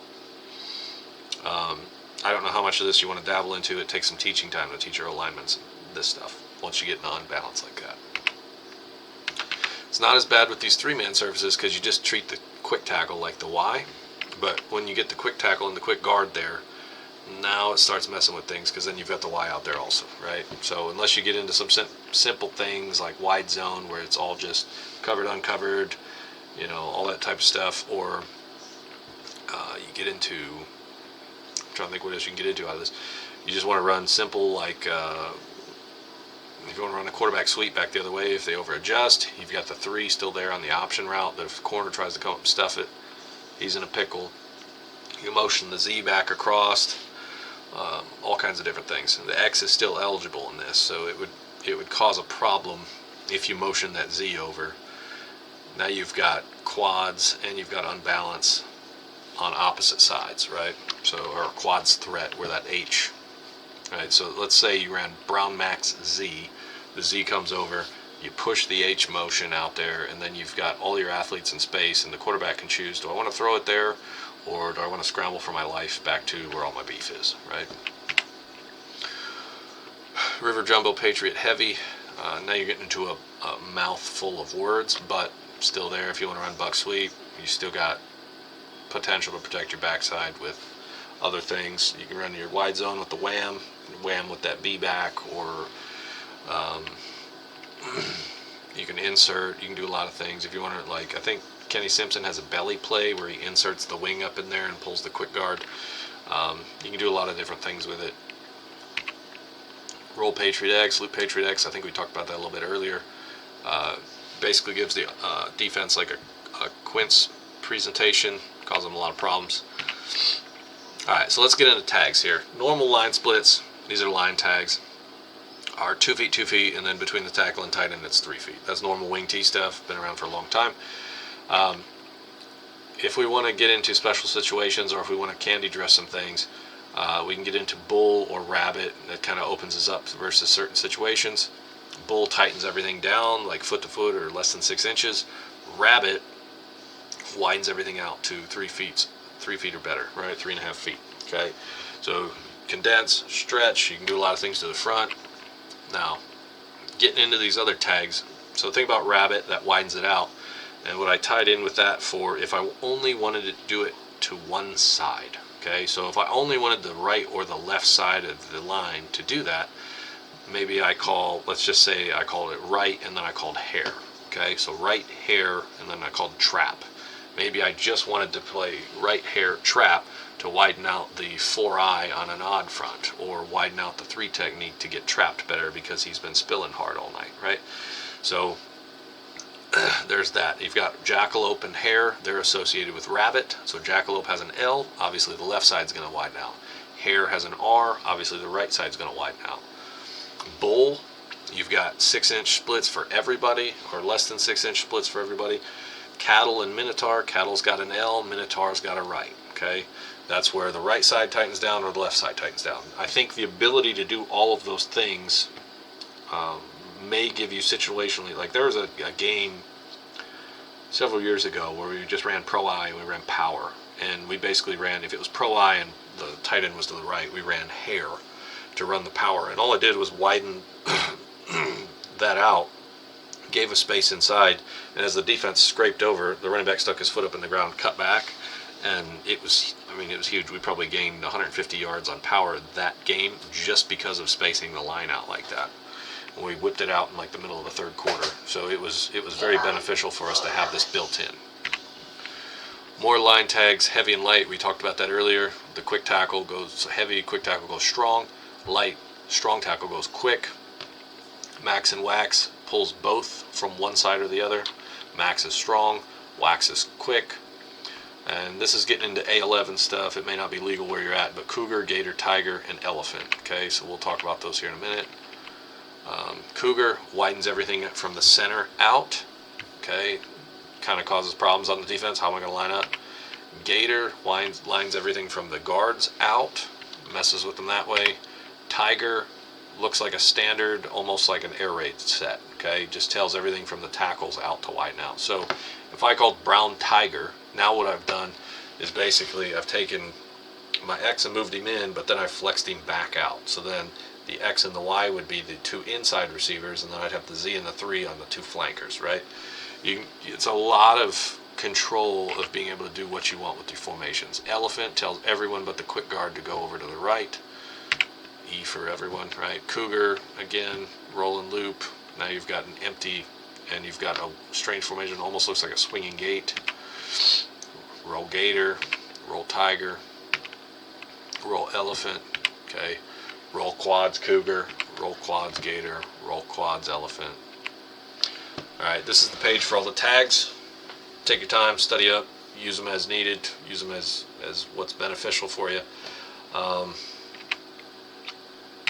We're almost done. It's been a long video, but there was a lot of time dug into this, and I hope that it helps some coaches out there. So anyway, front techniques, how we define our linebackers and D-line techniques, how we define our hold numbering system. So if I want to motion a certain player to a certain hole to load it up, I've got that. I've got odds to the left, evens to the right, 2, 4, 6, 8. I've got omega is the furthest one. It would basically be like the 10 hole way out there to the right. Anytime we want to load something, we're trying to get +1 in the run game most of the time, right? Unless I've got some type of special game plan passing concept in there with the motion. Here's the motion terms. So I've got tip, and I picked this up off a coach from, I think it was Oakland High School out in Nashville. Dude had a great package, and I just kind of augmented it. So got tip, which the Y goes over to the quick side. Zip, the Z goes over to the opposite side. Tip 2, the Y goes to the strong side. He starts out in the wrong spot. Zip 2, he starts out in the wrong spot, goes to, so if I wanted to zip 2 red wide, he would start opposite and go positive. Okay, now zipper, you take both, flop them over the other side. Red under X zipper, you can see how we flop the strength on the front there. You got razor, razors to the right, you're motioning from the left to the right. Laser, motioning from the right to the left. Z3, that's if I wanted to run an ISO or load up a play action pass or something. Z6, maybe I wanted to load up my buck play or my buck sweep or a wide zone play. I wanted to get an extra blocker in there. Now you got push motion. That's basically, some people call it an unload, but I call it push. If you want to run some of your other concepts, you push that H out and see if they have a push alert built in. You'll be able to tell if they do, the linebackers, basically, are they moving on the chain, or is one guy chasing? How are they handling that push? Good way to get an athlete in space if they don't. You've got your pry motion, so maybe pro right.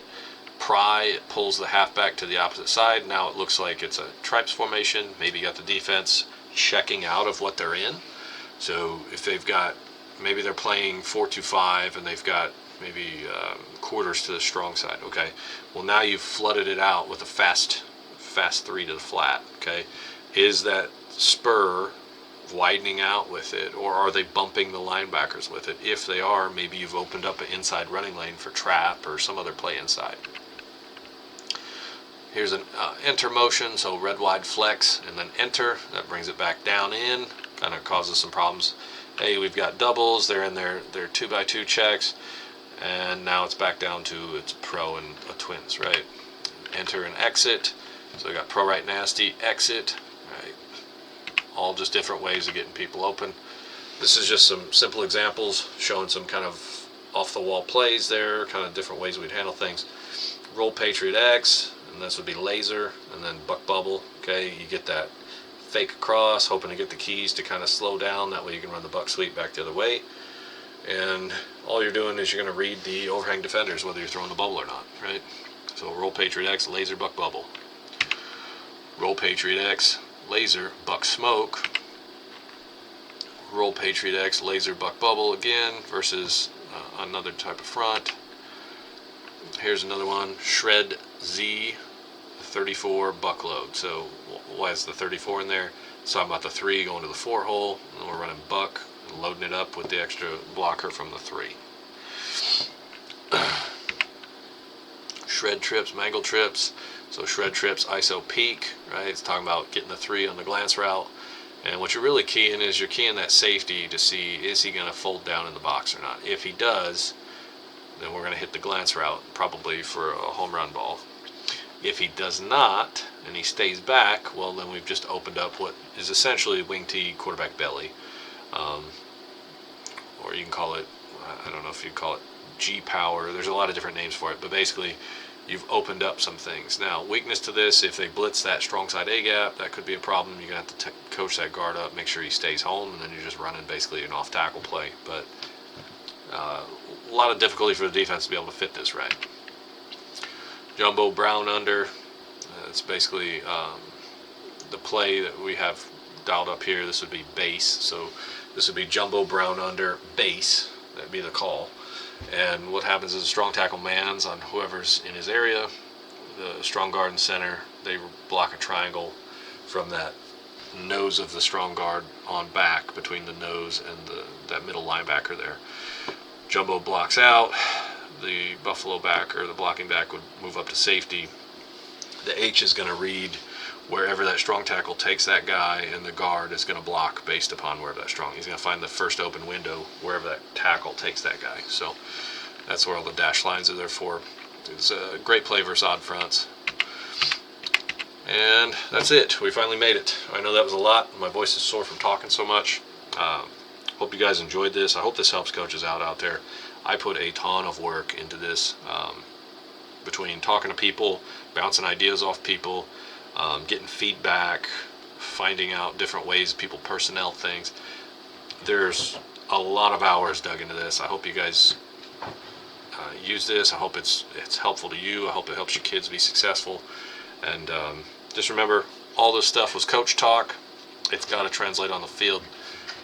Your kids have to play fast, physical, and they have to play air-free. Okay, so wide open garage full of tools. Now you just got to find which ones work for your kids. Thanks, guys. Like, share, subscribe, and God bless.